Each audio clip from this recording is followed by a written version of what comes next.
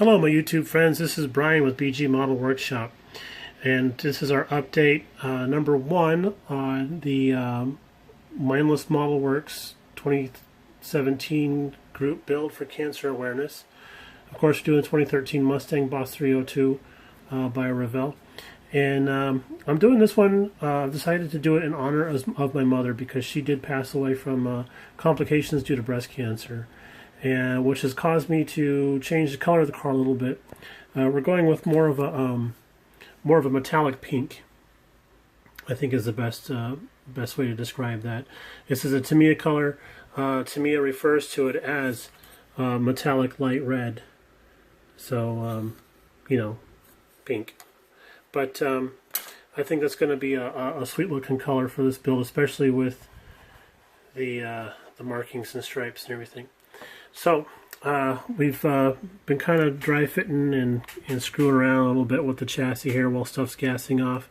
But interior is pretty much done accessory wise. We're just going to wait for everything to cure up for another day or so before we actually get serious about mounting stuff and then flocking the floors and everything. But this is one of those really cool dash arrangements where there's a transparent piece of plastic that you mount the gauge decals to. I really like how that looks. It's very trick. But so here's the engine bay, the engine compartment. We're going to do some detail painting in here, but I wanted this to be body color, so I based it with a white primer. The spoon that I had just shown you is actually based in a gray primer, and I thought that looked a little dark.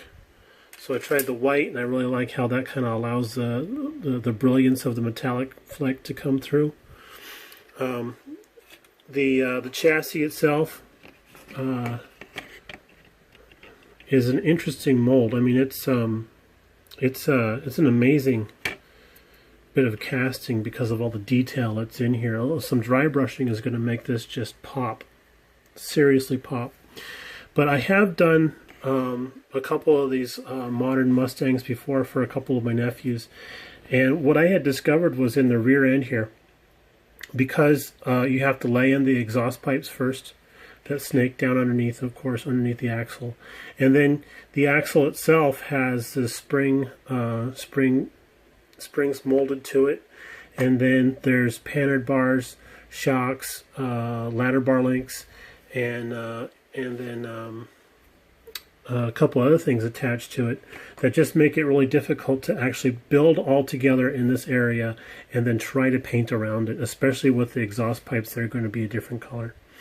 So what I decided to do on this build was to go ahead and pre-build the whole rear end assembly. And I've done this in gloss black, which is not camera friendly apparently. But you see the panhard bars there, the sway bars.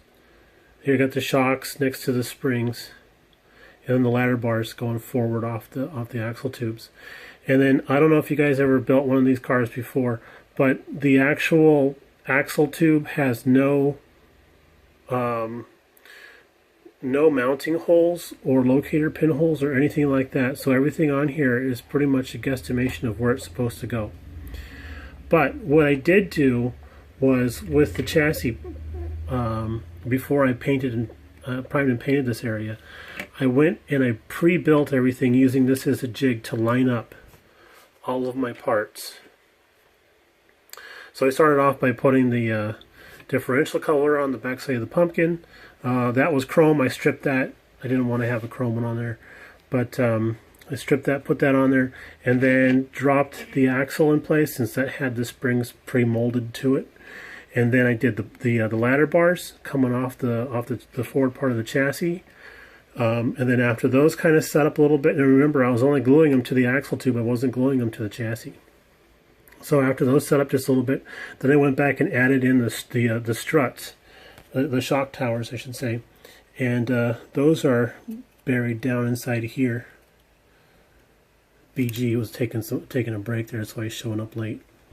And then after those guys were good, we went back in and added in the panhard bar. And then after that guy was all solid up, we went back in and put in the hey, how's it going? Went back in and put in the Sway bar, thank you. Yep, put in the sway bar, added that in, and then after that cured up, I went back and put on the brake rotors, and then made sure those were nice and square.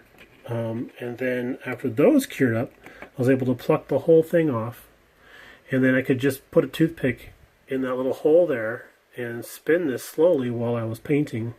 All I got to do now is a little bit of touch up on that and some dry brushing, and that's going to look the part really well. So what we have planned for the chassis is to do some heat shield detail painting right around the engine block area there, and then the exhaust itself is over here, and that's going to get metallized with some of the testers metallizers, and then we're going to drop that in, and then we can put in the rear suspension, and then the chassis will be like done. It was pretty straightforward, and this whole building exercise probably took about an hour. I just went real slow, made sure stuff was curing up nicely, watched some YouTube videos, went back to poking and prodding with the rear end and everything, and I'm looking forward to seeing how it turns out. So if you guys want to give that a try, please do. It's probably make life a lot simpler. If you've already hit upon that idea, then cool, we're all on the same page. So the wheels were actually chromed. I remember saying that when I got the kit, I was hoping that they would be black or just plain styrene, but they were chrome.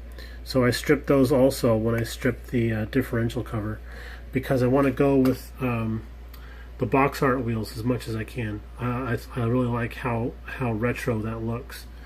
So I'll probably just do a chrome bead and then detail paint the lug nuts. And there's a small decal that goes in the hub center. But everything else is in primer. There is no raw plastic here.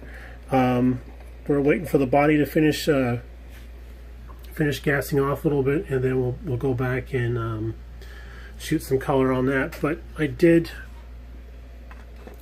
delete, there's supposed to be a little spoiler, a little ducktail spoiler that goes on the back here. I did delete that. You can see through the primer a little bit. I got to do some more work on my fill areas, but I did need to prime it in order to see how that was coming along. So a little bit more work there, and then we're off to the races. So because this car was actually dedicated to my mother, and she was kind of a secret Mustang fan, I'm dubbing this build the Ma-Stang. So it's going to be the Ma-Stang. Alright, well, thanks for tuning in, everybody, and we'll see you again. Bye.